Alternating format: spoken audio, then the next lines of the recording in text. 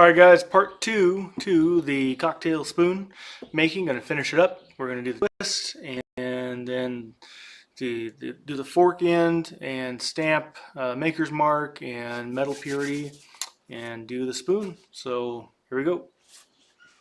So we got a couple of different options to use. This is the old jeweler's drill here. It's actually pretty good to use. This is pretty thick. If we have to, we'll use this, but let's try and see if we can't get a good spin going on this guy. I'm wondering, I want to make sure to leave enough room for the fork. Yeah, it should be okay. We can flatten out some of the twist if need be. Let's just see if this will work.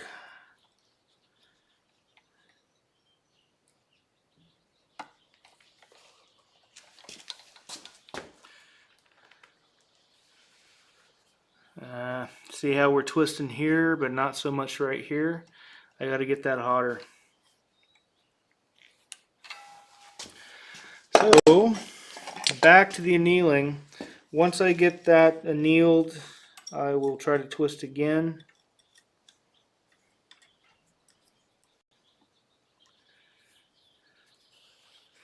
We'll take that back and start over again. Because now this is all work hardened, but it's still softer than that. So, yeah, really important to get this evenly annealed. So I'm going to try it again.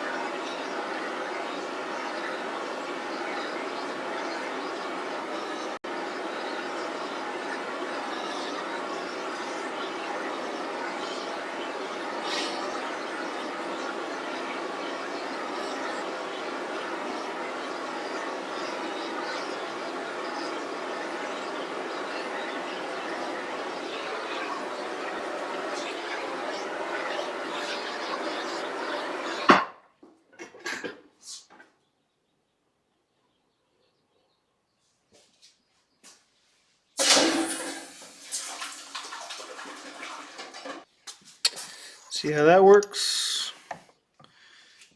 If it was easy, everybody would be doing it, right? Well, there's an easier way of doing it. You stick it in your oven or kiln and set the temp and walk away and come back. But good practice to do it by hand. That's looking good. So I used to remember the twists I would put in, but I don't remember. We'll just do what looks nice. Yeah, it's looking nice and even. Look at that. Beautiful. So you don't want it too tight, don't want it too loose. Because what you can do is you can pour the liquor down here as well if you want to float a drink, which is cool. I just want to get this, even. I think that looks nice there. Not too tight, not too loose. Nice and square. I'm not worried about all this. I'll fix that later. It's no problem. I just want to get that nice, even twist. And enough meat on the end for the fork. And we'll do some straightening. And that work hardened it right there, just doing that twist. And what we'll do is we'll come in with a rubber dead blow hammer on a piece of wood. I'll show you that. And we'll flatten this out, straighten it out rather, not flatten it, but straighten it out. Using the wood and the rubber dead blow not to ding up any of the pretty corners. We'll flatten this out and then split it with a cold chisel and get our fork going. and then we'll do the finishing touch of bowling out the spoon and final polish, and we're done. Looking good. Getting thirsty. While I've got you here, I might as well show you this guy's the Fordham. We got the Scotch-Brite pad and then the buffing wheel over here. I'll be using this machine to do the finish work. And I'll go ahead and take the fire scale off of this guy.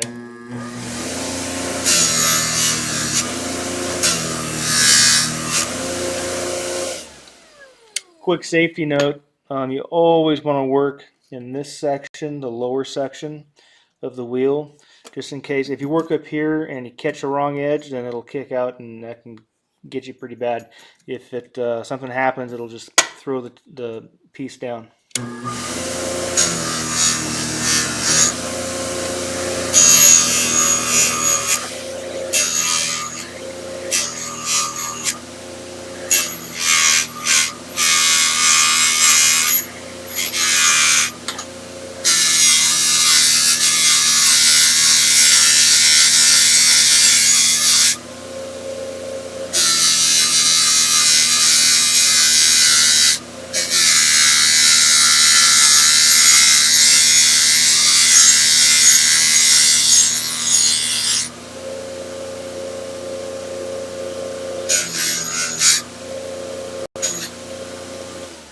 Looks good.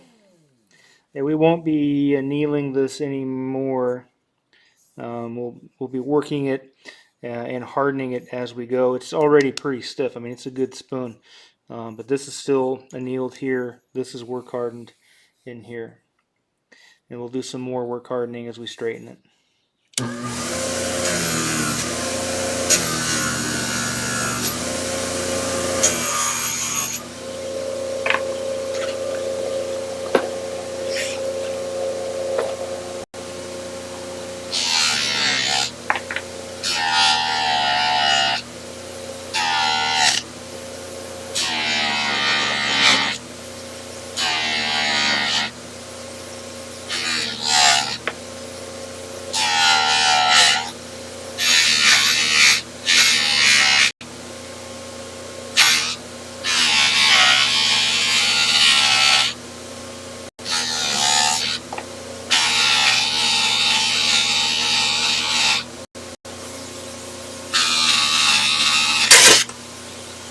That's what you don't want to do.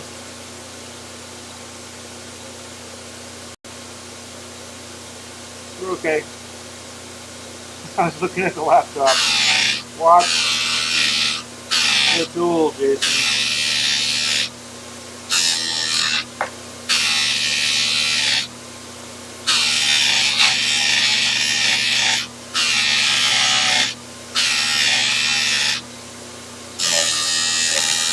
Getting hot.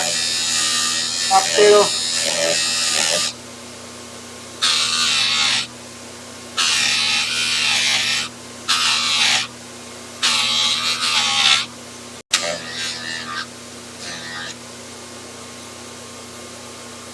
I got a little ding right there from that little mishap.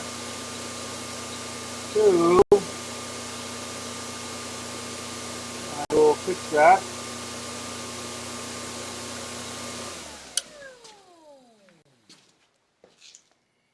Oh, my hand file. That's in Dallas.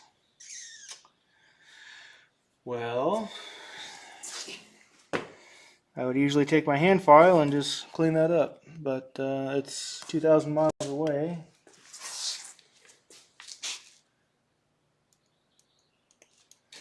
Dang. So we'll use a chainsaw file. I guess that'll work. A little rougher than I like. Just gonna go ahead and bevel. No, I don't like that. Let's see.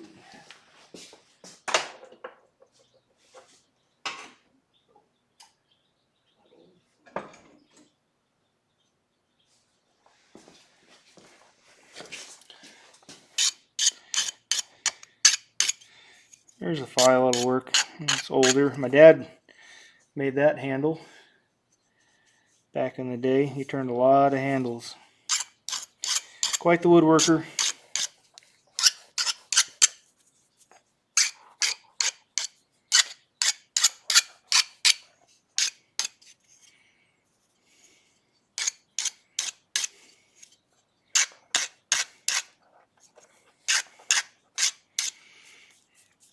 Old knife maker told me once, it's not about keeping from making mistakes, it's how good you are at covering them up or getting rid of them, because you're always going to make a little mistake.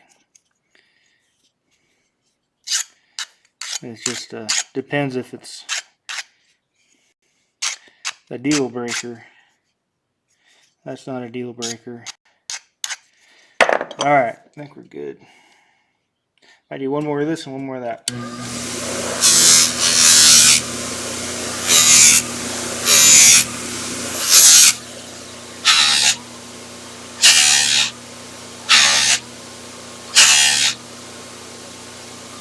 That looks nice right there. Dang, that's definitely the best one I've made so far. Not done yet, but that is turning out really nice. So, oh yeah, look at that, look at that, look at that, look at that. Okay, so now we're going to be working on getting that fork. Now, I don't want to screw up any of this beautiful twist, so I'm going to be working it on this end here. This is still annealed, but this is work hardened, and then this is annealed. So I'm going to work this first and see how it goes. I may have to anneal again, just this piece here. I got it. What I'm watching for now is making sure that I don't. That thing is crooked.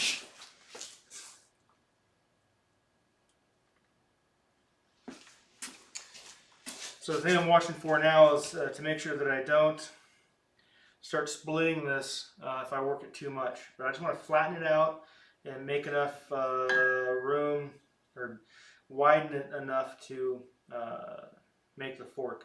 So this is fullering if I widen, drawing if I lengthen. I have that mixed up on the last one. But all right, here we go.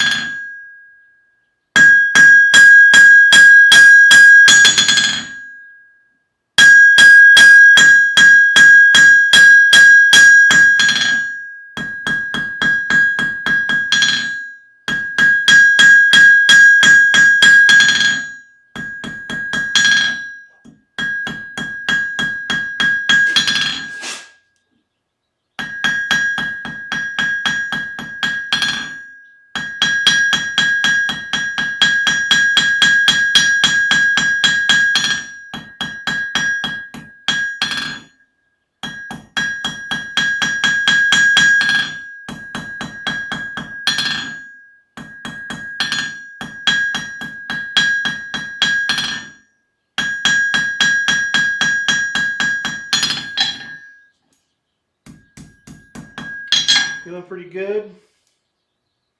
I think I'll be able to go ahead and cut that and make the fork.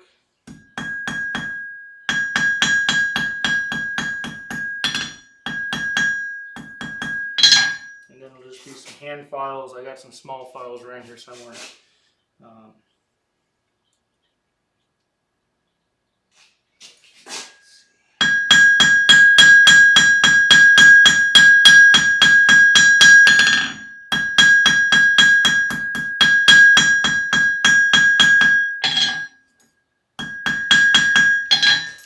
Quick, I'll be back with the cold chisel. Okay, cold chisel's here. I'm going to sharpen it up a little bit. This is A2 steel, so it's air hardening steel, so you can work it hot, and then it'll cool down for blacksmithing again. But I'm going to use it to cut that fork rather than jeweler saw, which I should probably use.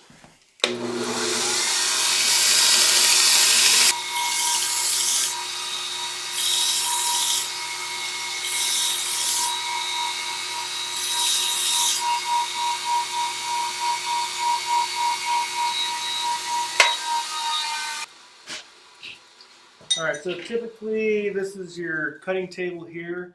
You never ever want to cut on the face of the anvil. Always use your cutting table. But I like to use, got a block of silver, coin silver. I think this was from Joshua James, good buddy of mine. He poured some bars. I got some from him and Jason Samples, I remember. I use them for different things all over the place. So nice dead center.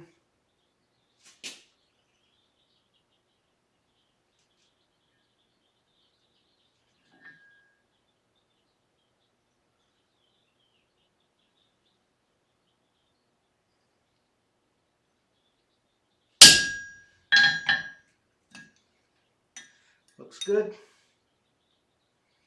Get back into that groove.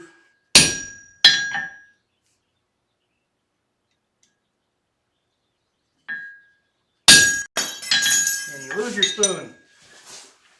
Ah.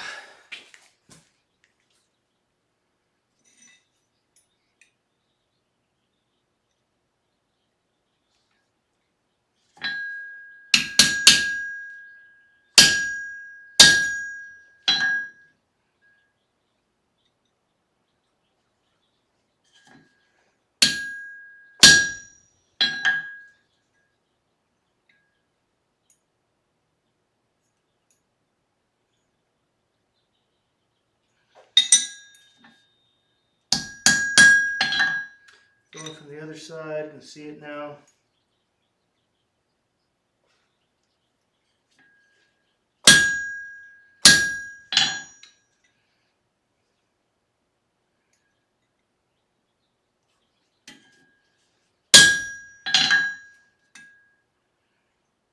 That looks pretty good. So that's a good start.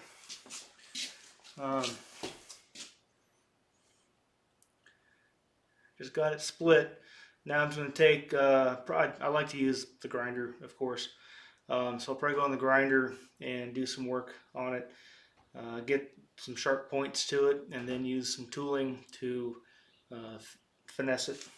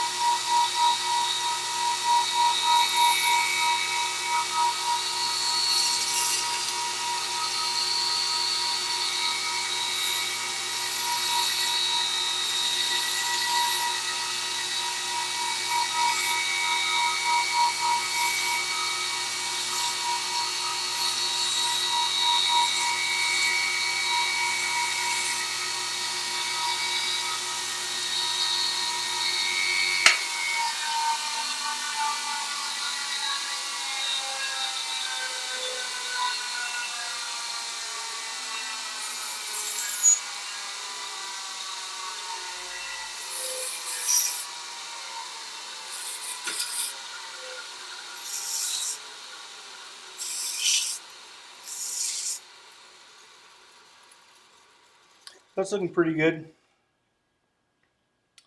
I think I'm going to get some pliers, flat face pliers. I really need to get a jeweler's bench. I know you jewelers are just going, what the heck is this guy doing? Work in progress. I've got some plans for the shop. I need to get a jeweler's bench. So I do have a lot of the tooling. I'm just making do with what I got so far. So, but yeah, let me go to the next step here. Okay, so we got some cool pliers here. We got some round nose, some half round, and some flat. I'm going to use the flat and basically take the fork here and bend it out. I experimented with several different designs of forks for olives and found this to work to be the most efficient. It really sticks the olive well if you bend out the bottom and then bring in the tip, kind of like a little devil's fork. And this flat plier works the best for that. So there's the fork, kind of cool. Jab that into a jar of olives and you're coming out with an olive for sure. Just be careful not to jab your finger. But it's silver, so antibacterial. It's okay if you do. I'll probably come in and I'll clean up. I will do some hand file work and clean that up a little bit more, make it look pretty. Looking pretty good though right now. But just to make it look nice. Good and sharp. Cool. So next is we'll stamp my maker's mark and then bowl the spoon, maker's mark and sterling on there, and then we'll bowl the spoon, and that is a cocktail spoon. All right, well, look what I found. You jewelers are having a sigh of relief now, I'm sure. I'm just going to finish up some filing. Make sure we got good, crisp, clean bevels and edges.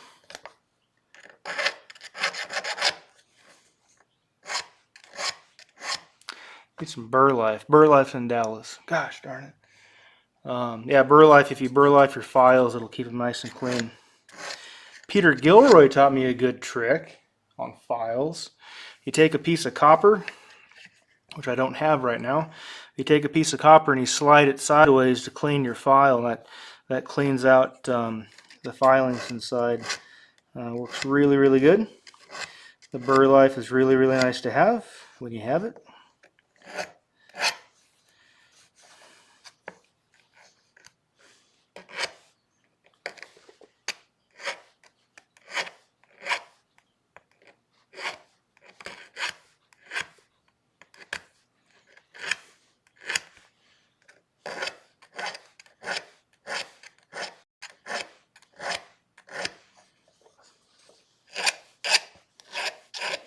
I like the number 4 German files.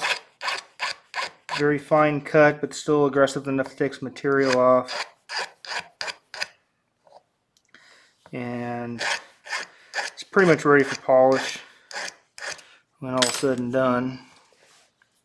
I'm trying to use my apron to catch, but I'm not really cutting that much. So let's see here.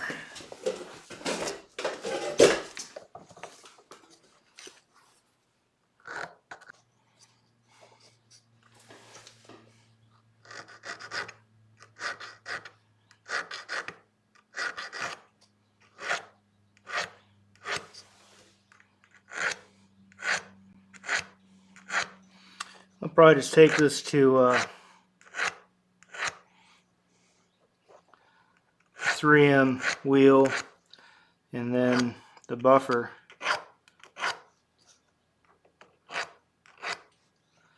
And that should do it.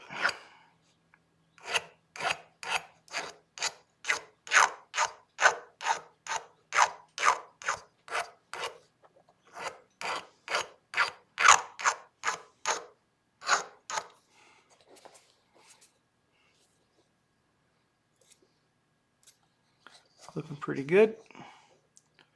Nice little fork. You can also take the flat pliers, and if there's any, like there's a little bit of a twist in there, just go ahead and straighten those out. That looks good.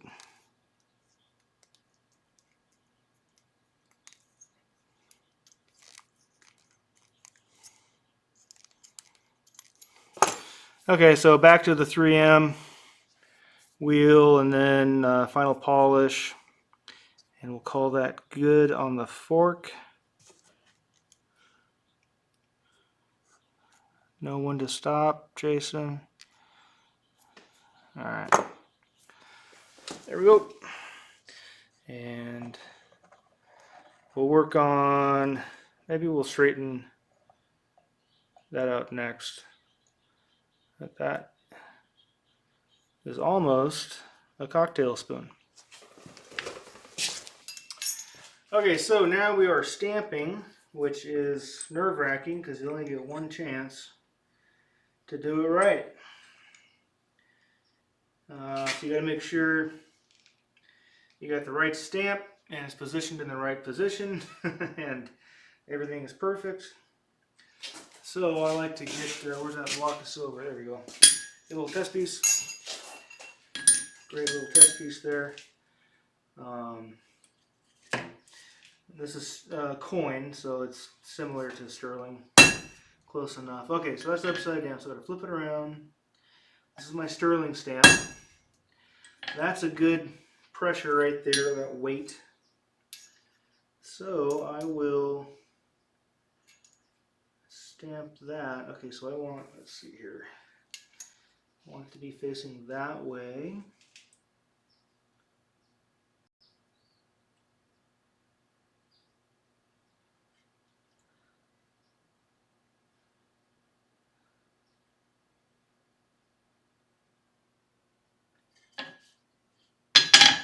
You guys nervous? I'm nervous.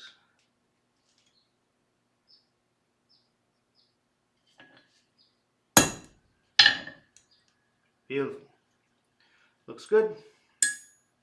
Now we're going to flip it over. I'm going to put my maker's mark on that side, which is, let's see, where is that?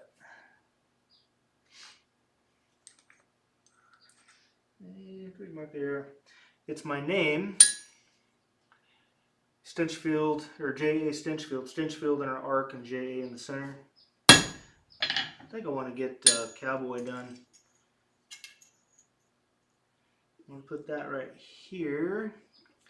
And I had this made at Rio Grande. They did a really good job. I had one done for my flat pieces and then another smaller one done for inside of rings, which is cool. It has that bent shank, so it'll go around. Highly recommend that for doing rings, and then a slightly bigger one for doing pieces like this. Okay, I want to feel everything nice and flush and beautiful. Whew. Okay, big breath. And yeah, sterling and J.A. Stinchfield fork twist. Looking to do the spoon next. We're almost there, guys. You getting thirsty yet?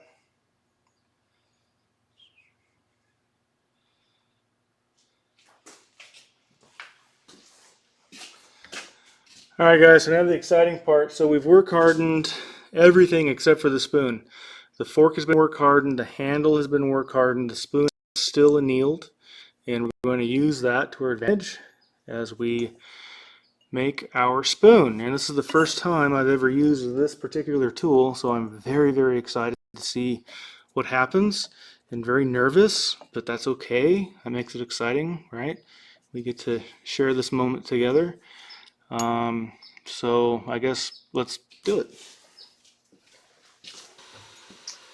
So this is the biggest dap that I got. I think I'm going to want my maker's mark to show on top. This is the one I've been using because I see the dapping block marks in there, so I guess that'll be good to go. Real quick safety tips on this press. Remember the 5 C's. You always want to be centered in the column. Centered in the platen, I guess. If you're off on the side, bad things can happen. Second C, you want to be behind the column. Third C, safety glasses. You got to be wearing safety glasses. Where are my safety glasses? I'll get those. Fourth and fifth C, I will get back to you on that. I'll put those down in the bottom. Just the most important thing is really eyes. Be behind the column and be centered on the platen here. So definitely recommend taking the class with Phil and Peter. All right, we're good to go. So here we go. I got a foot control down below, so I'll be able to control it there.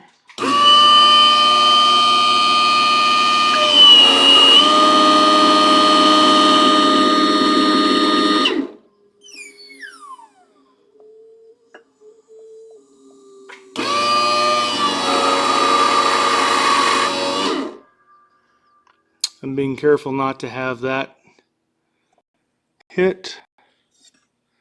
You can see a nice spoon is being formed.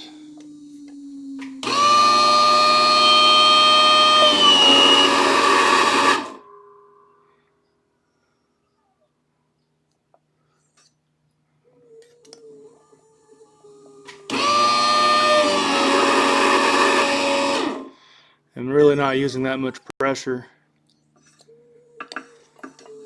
That's probably do one more.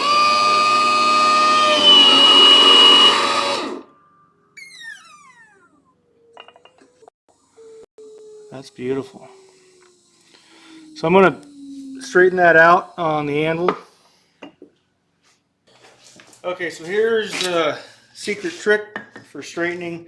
This is a piece of Ipe. This is very hard wood, 4x4, but it's softer than steel. Really, pretty much any piece of wood will work. This is a really nice one though. So I will be straightening this spoon out just a skosh with the rubber dead blow. That's probably good right there. And now it's really just final shaping and finishing. And so here, we can, that's the trick for getting this nice straight handle as I squish the fork, which I don't want to do. Just pop that back out. There we go. Okay, so keep the fork off of the block. Nice and straight. Now we're just eyeballing it to see where we got to straighten.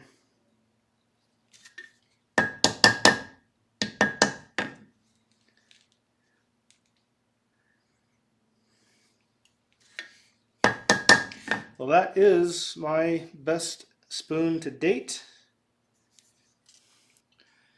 So this person is getting an awesome, awesome spoon. I'll probably do some final buffing and polishing. Just using the buffing pads again. So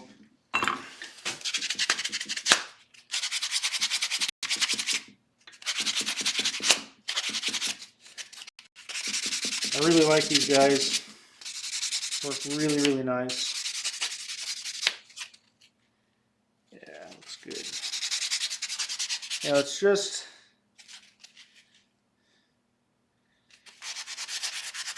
I think rough enough to prove that it's handmade.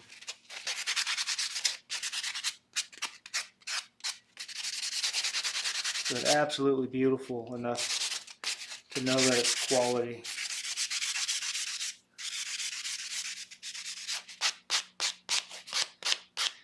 polish that fork really sharp.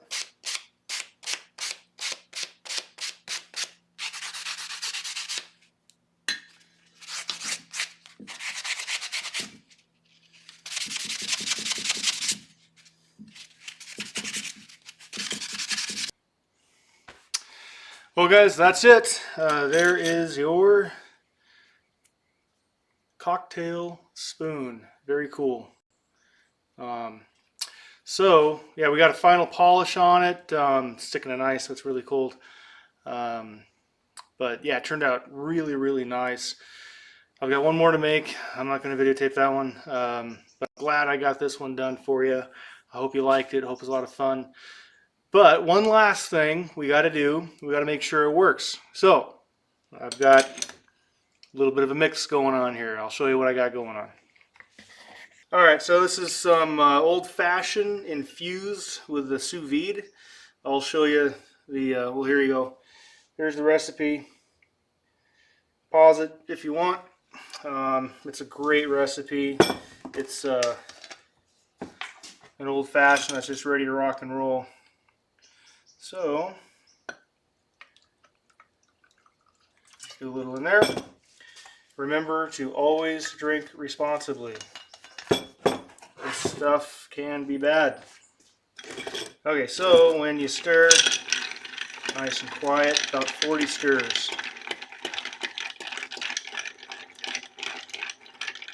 Working good so far. It's about 40, I would say. Got ourselves a nice cherry. That worked well. There we go.